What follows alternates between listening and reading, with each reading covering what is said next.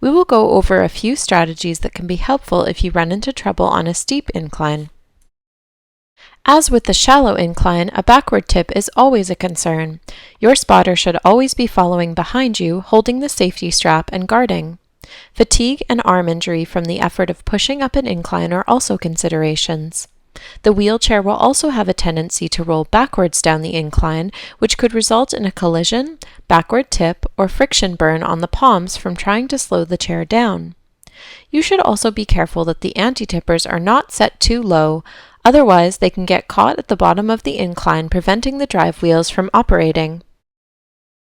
Just like the shallow incline, you should be cautious about any lip or ledge at the base, which might cause the chair to stop suddenly.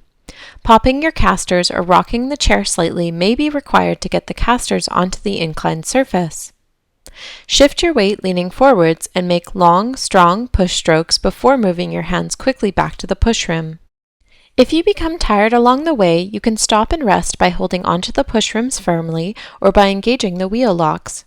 Be careful not to stop too quickly, as this can cause a backwards tip.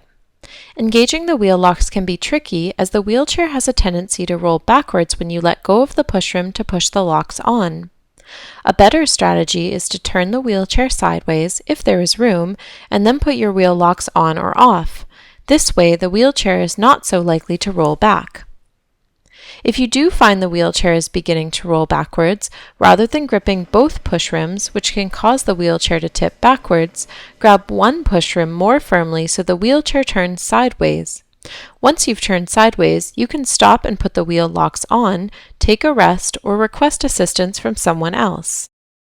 Finally, if the incline is fairly wide, like a large ramp, you can push your chair on an angle going from side to side.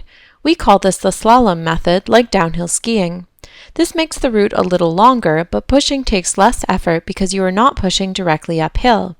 To switch from side to side, grip the inside wheel firmly while pushing on the outside drive wheel until you are facing the opposite side.